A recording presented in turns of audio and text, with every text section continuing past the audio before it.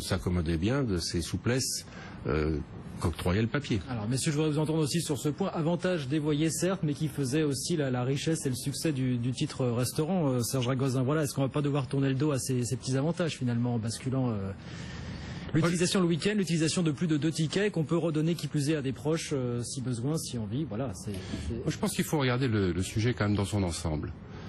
Il y a évidemment les avantages dévoyés du papier qui bénéficient parfois aux restaurateurs, parfois aux salariés. C'est incontestable, c'est l'histoire. Ça fait 50 ans que c'est comme ça et on ne peut pas le nier.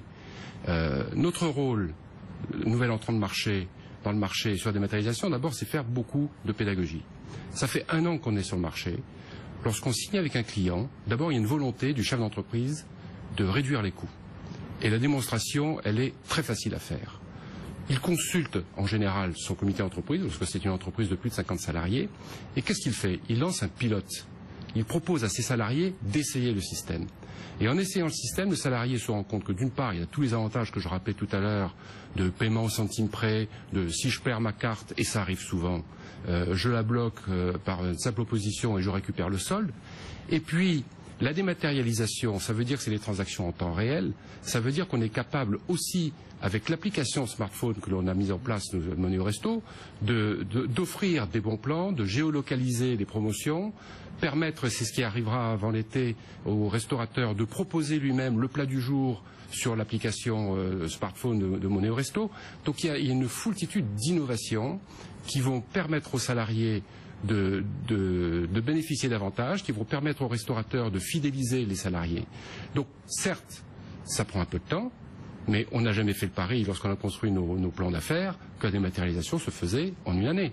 Ça prendra 3, 4, 5 ans si c'est nécessaire. Emmanuel Rodrigue Maroto, pareil, voilà, est-ce qu'on va devoir s'asseoir un petit peu sur ces petits avantages? D'abord, moi je suis ravi d'entendre Serge dire qu'effectivement, pour bien fonctionner dans le titre restaurant du futur, il faudra un smartphone.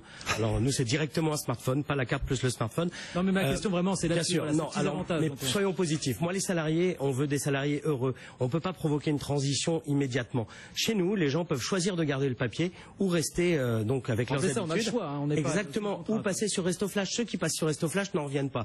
Ils économisent 200 € par an. C'est ce que je vous dis. Le paiement à l'heure exacte, le fait de ne plus perdre. Ils ont les bons plans. Ils ont tout un tas de services qui leur semblent évidents. Ces gens-là, après, peu à peu, vont convaincre les autres. Maintenant, effectivement. Oui, mais j'utilise plus mes titres restaurants. Je vais y arriver. Et ça, c'est le. Oui, mais c'est comme bon m'entend. C'est le choix de chacun. Je pense que les gens qui désirent rester au papier doivent rester au papier. Le temps de se rendre compte que la dématérialisation est bien supérieure en termes de services que le simple papier. On ne perd plus ses titres, 80 €. On gagne avec la valeur exacte environ 200 € par an. C'est quand même très fort. C'est un 13e mois de titre restaurant. Il nous reste 2 minutes en quelques mots, en quelques chiffres. D'ailleurs, la dématérialisation, elle existe dans beaucoup de pays.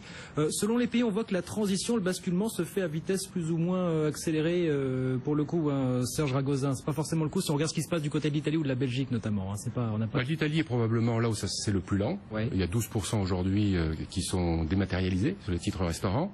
La Belgique, ça va très vite, au contraire. Ouais. La Belgique, après 2 ans, il y a 40% qui est dématérialisé, et il y a moins d'1 mois, l'ensemble des partenaires, donc que ce soit les syndicats, que ce soit les entreprises, que ce soit les restaurateurs ou les commerçants ou les salariés, ont décidé à l'unanimité que le papier s'arrêtait fin 2015.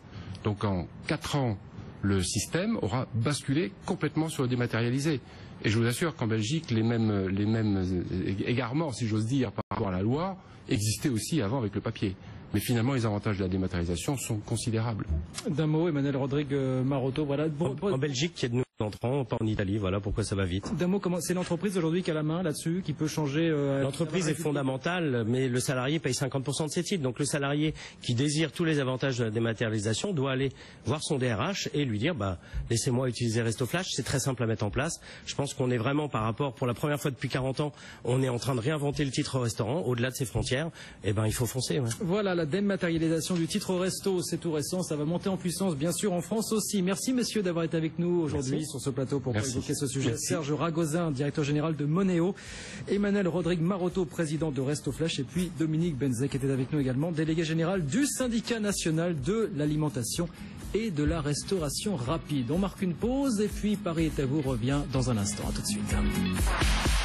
Paris est à vous. L'émission qui donne le meilleur de la région capitale. Demain sur BFM.